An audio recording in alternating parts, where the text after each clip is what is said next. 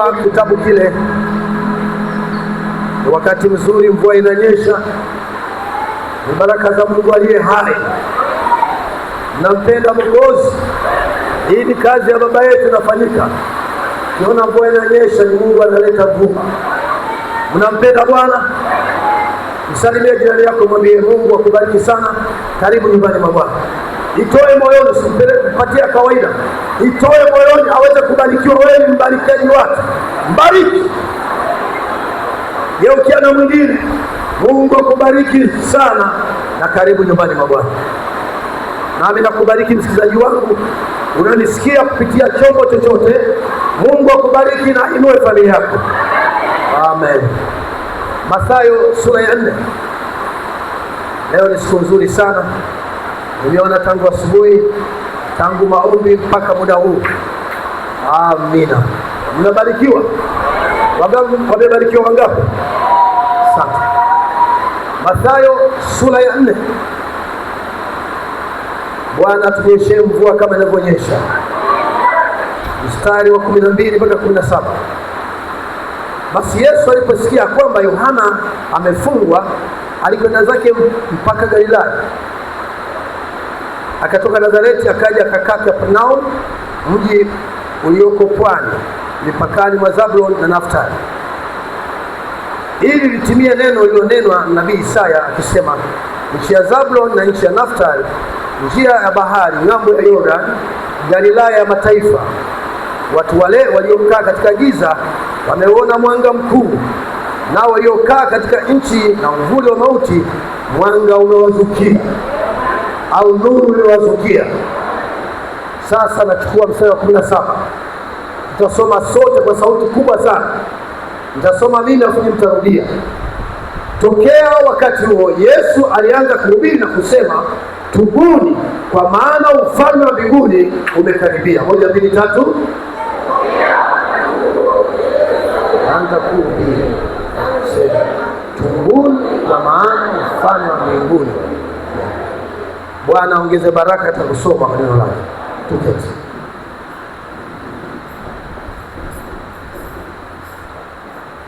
Nampenda Bwana? Basi tutakuwa na kipindi cha wakati huu tukizungumza kwa habari ya neno la Mungu. Kama unanisikia kokote uliko, tutachukua somo linaitwa tangu wakati huo. Tuseme wote tangu wakati huo. Tutakuwa hapo. Jina la Bwana libarikiwe sana. Tutazungumza tangu wakati huo. Wakati gani? Nabii atatuambia tangu wakati huo. Napoendea utangulizi, tutazungumza, tunapozungumza habari ya kwamba tangu wakati huo, ina maana kuna jambo fulani lilikupata, ndio unahadisia kutokea wakati huo mpaka muda huu. Kuna jambo fulani lilipata, aidha ni baya au ni jema. Tunaongea juu ya mambo haya. Hata kama umeamini neno, unasema tangu wakati ule nilipoamini mpaka sasa kuna jambo fulani Mungu amefanya, na kutoka hapa kwenda mbele Mungu atanisaidia. Jina la Bwana libarikiwe sana. Nataka kuzungumza kuhusu tangu wakati huo. Biblia inasema Yesu akaanza kuhubiri. Yohana Mbatizaji ndio alitangulia. Alikuwa ni Malaki 3. Malaki 3 nasema, tazama namtuma mjumbe wangu, haleluya, atakayetengeneza njia ya Bwana, atakayenyosha mapito. Kila bonde litafukiwa, kila mlima utasawazishwa. Amen. Huyo alikuwa ni mhubiri ambaye havai suti. Kama unatafuta wahubiri wanaovaa suti, huyo alikuwa anavaa ngozi, na ameenda porini akiwa na miaka 9. Haleluya. Yohana Mbatizaji alikwenda porini akiwa na miaka 9. Amen. Amen. Miaka 9. Mtoto yuko wapi mtoto miaka 9? Joshua una mingapi? Njoo hata hiyo inatosha. Sasa njoo mzee na mjasiri huyu. wanaomba na yeye kwenye kushuhudia aende. Mwalimu wake anasema huyu mtoto lazima aende. Mama mlee vizuri. Sasa akiwa na umri wa miaka 9, ungeondoa mwaka mmoja kutoka hapa, anaachana na baba yake, anaachana na mama yake, anaachana starehe za kulala nyumbani. Mungu anamchukua kwenda kukaa porini, hana nyumba, hana mavazi, hana chakula, lakini Mungu anampeleka porini na miaka 9. Amen. Unapata picha? Mtoto yule mzee Zakaria, na ingetakiwa aidha awe kuhani kama baba yake, lakini hakufanyika kuwa, alifanyika kuwa nabii, na alikuwa ni roho ya Elia ya 3 yule mzee. Sasa akiwa mtoto kama hivi, akapanda akakuwa porini, alikuwa anavaa vazi lake lilikuwa na ngozi. Mavazi sio lazima, ni muhimu ila sio lazima. Alikuwa na mavazi ya ngozi na anakula nzige na asali, ndio chakula chake. Ogopa mtu wa namna hii. Anakula asali na lamba asali, anakula nzige, nacheza na nyoka porini, hana mahali pa kulala. Huyo alikuwa ni roho ya Elia ya 3. Roho ya kwanza ya Elia, roho ya Elia imefanya kazi duniani mara 5. Inafanya kazi mara 5.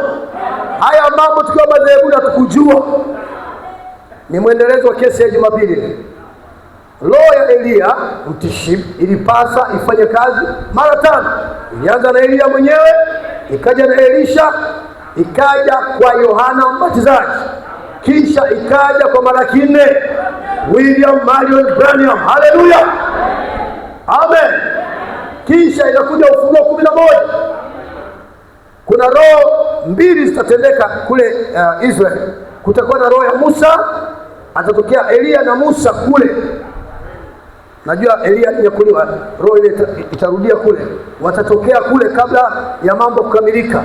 Kwa hiyo unaona inakwenda mara 5. Lakini sasa tuko mara ya 4, kwamba hii roho iko katika Malaki 4.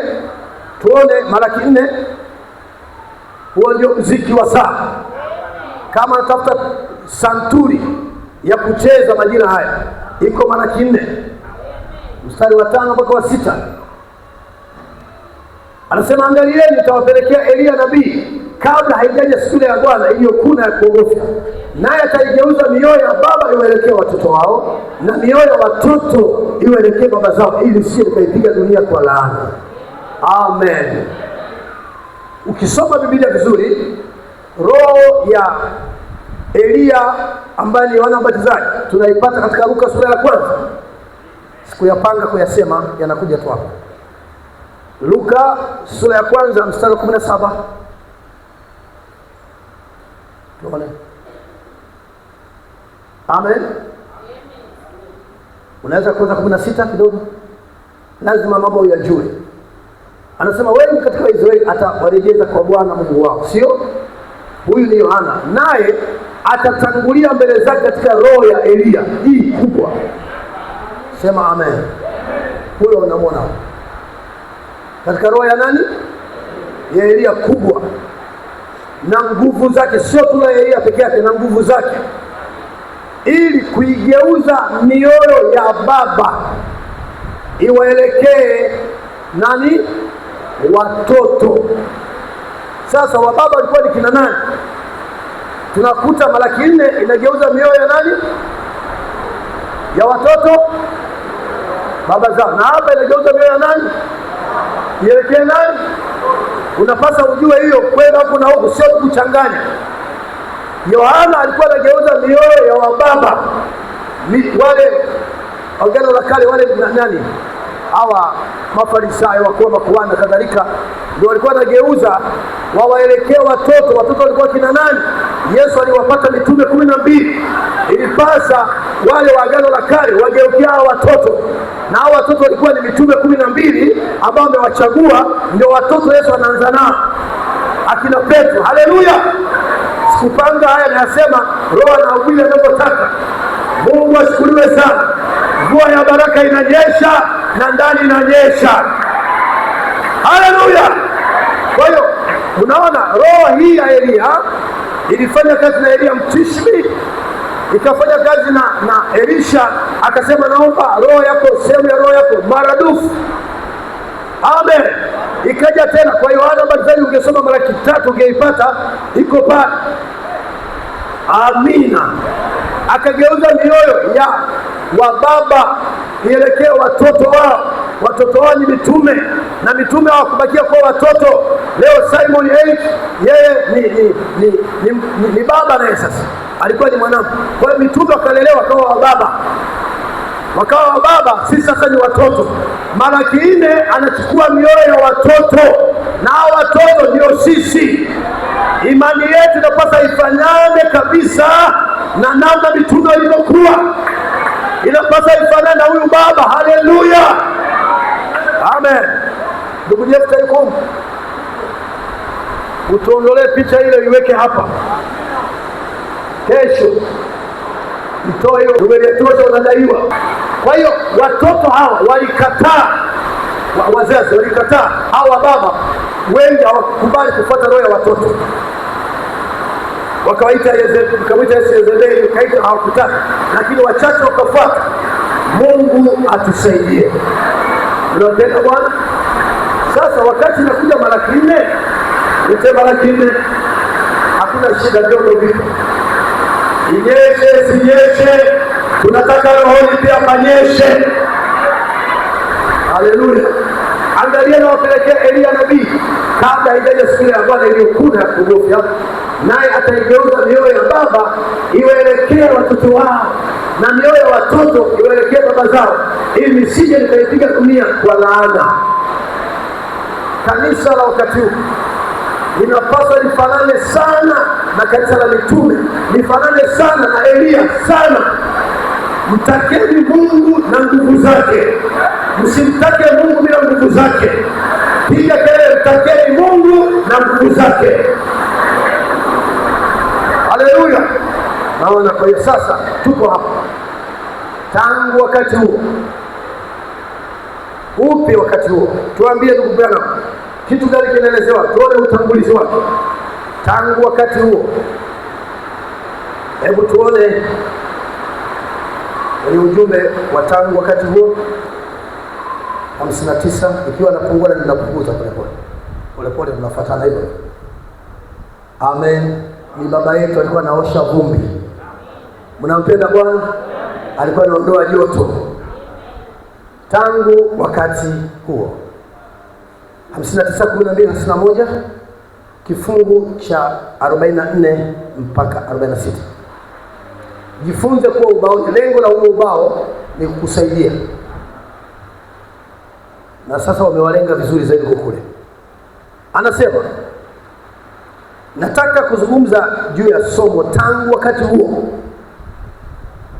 Najua kama mwanadamu sisi sote tunayawazia mambo kutoka wakati fulani, kitu hiki na kile kilitukia na tangu wakati huo. Na sasa mara nyingi unakutana na mwanamume mzee ama mwanamke mkongwe, nao wanapenda kurejea kwenye wakati ambapo jambo fulani lilitukia, ambapo wanaweza kukumbuka vizuri na kusema ilikuwa ni wakati huo.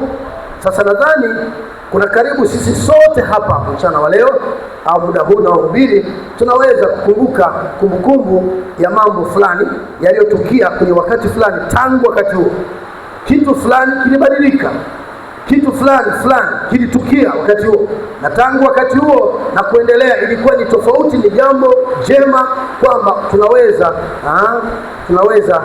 Unaona, anasema na baadhi ya kumbukumbu hizo za mambo tunayoyakumbuka ni mambo muhimu yaliyobadilika, na kuna mambo ambayo hayana faida sana kuyakumbuka. Jina la Bwana libarikiwe sana. Naomba usikize mimi. Tukimaliza nikiwa naongea niangalie, ukienda ubaoni ukaanza kusoma unapotea. Nikigeuka leo geuka na mimi, nikienda leo na mimi. Kuna mambo ambayo uliwahi kutendewa maishani mwako